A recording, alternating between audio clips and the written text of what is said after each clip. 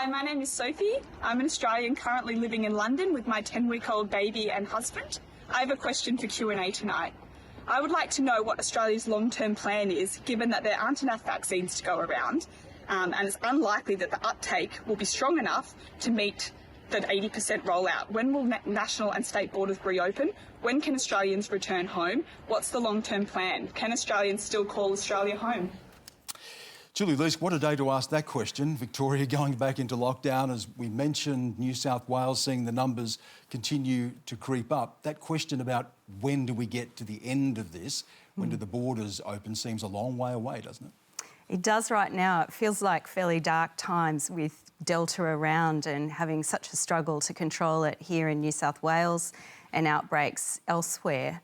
I think fortunately last week we had some targets released by the Prime Minister from that modelling from the Doherty and colleagues, which suggested that around 80% they were going to allow people into the country if they were vaccinated from overseas.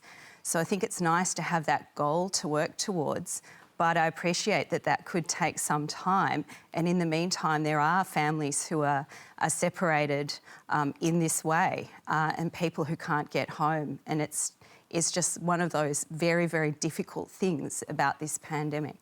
Kate Mills, even at 80%, and just going to that Doherty Institute findings there, their own research, we're still going to have potentially thousands of cases, and they're warning that in the worst case scenario you could have over 1,000 deaths a year as well. Are we ready yet to have that conversation, even at 80% of what life might look like? I think it's going to take quite a long time for Australia to get to that conversation, and that's because of the very specific strategy that we have taken, us in New Zealand, which is about having 0 deaths.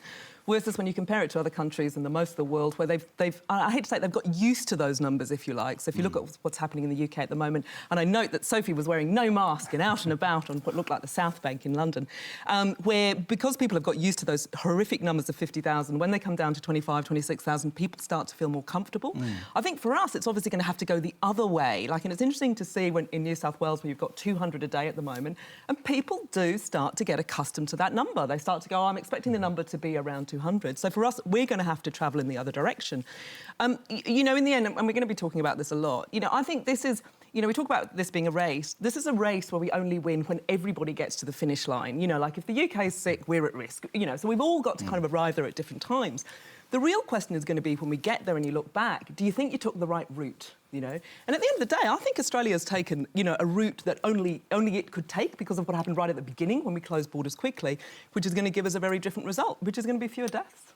Can I bring you in here, Helen Clark, and just get your assessment of looking at what's happening in Australia, looking at New Zealand as well, and you've had similar issues there around vaccination, you've had issues around lockdown, we've had a travel bubble with Australia, which is then, you know, which we've hit pause on as well. But how do you see Australia right now and where it is positioned? Well, Australia's approach has been very similar to New Zealand. It's been a zero-tolerance approach. You see it, you try to stop it and stamp it out. Obviously, you've got quite significant hiccups at the moment, particularly with the New South Wales numbers, and I note the development of Victoria today. But looking at it from a New Zealand perspective, we're pleased that has been the Australian strategy. It means that at some point our bubble can reopen, and there's a lot of links both sides of the Tasman. I don't see the strategy changing here anytime soon. Kiwis rather like being able to go to their concerts and their football games and get out and about. And I think that they're prepared to put up with some isolation and keep those benefits. Eric Feigl-Ding, can I just bring you in? And thank you for joining us. I don't know what the time is there, but I think it's very, very early in the morning, so I appreciate you giving us your time. Can I wind the clock back here and go back to when we first heard of COVID? You've been called one of the prophets of COVID. You tweeted at the time. Give us those exact words of what you tweeted when you thought, oh, what are we dealing with here? Well, thank you for having me. Well, Memory Road, if you rewind about 18 months to January 2020, I had once said, this is going to be a thermonuclear level bad pandemic. I think you'd used the word Holy Mother of God, I think was the phrase you tweeted. Yes, I also used Holy Mother of God. But I think in certain ways, you have to captivate people and make them listen, because it was during a time which people just were not paying attention anywhere in the world, unless they were China hawks and watched everything what was happening in China, which most of the world did not. And this was really, really scary. The data that was coming out of China, it was real. China had no strategy around the communications around it. It was as real as it can be. The signals were bad, but a lot of the Western scientists and leaders just did not have their ears to the ground. So in order to get the public attention, I had to go with Holy Mother of God. This is going to be a thermonuclear level bad pandemic that rivals what we've not seen since the pandemic of 1918. You certainly got ways, a lot of millions of people have been affected. You certainly got a lot of pushback and a lot of criticism for that. Some accused you of being alarmist. Yes, a lot of the things that you pointed out then have come to pass. The numbers of deaths in the United States, but you were accused of being alarmist and to generating this narrative of fear. Do you look at that then and say, well, I could have chosen different words, or I could have approached it differently? Well, people cannot quite imagine what they've never seen before in their life.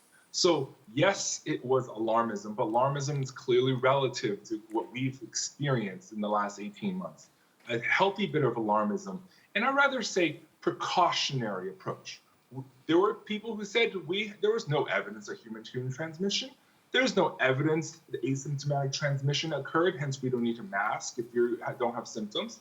There's people who said it's not airborne, and people said it's not airborne for over a year before finally the world recognized this is really airborne. And then people said there's no such thing as reinfection. Once you had immunity, you'll always have immunity. That's clearly not true. And right now, the Delta variant, we've been screaming about Delta variant since April and May, when India lost estimated at minimum 1 million to likely 3 million deaths in 2 months alone. And we've been saying it. WHO declared variant of concern first week of May. CDC didn't act until June 15th. UK acted mid-May, but people were still asleep at the wheel. And a lot of leadership, we want to hope. We really want to hope that COVID is over. I want to hope COVID is over. But if you watch what's happening, it is not.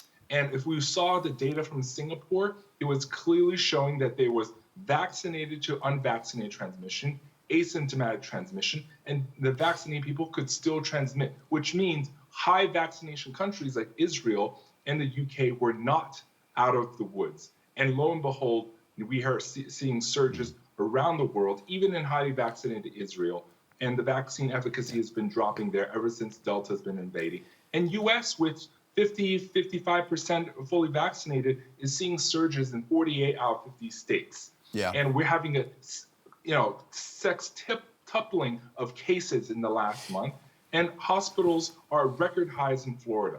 So you cannot argue about that. And we are way more vaccinated than even Australia.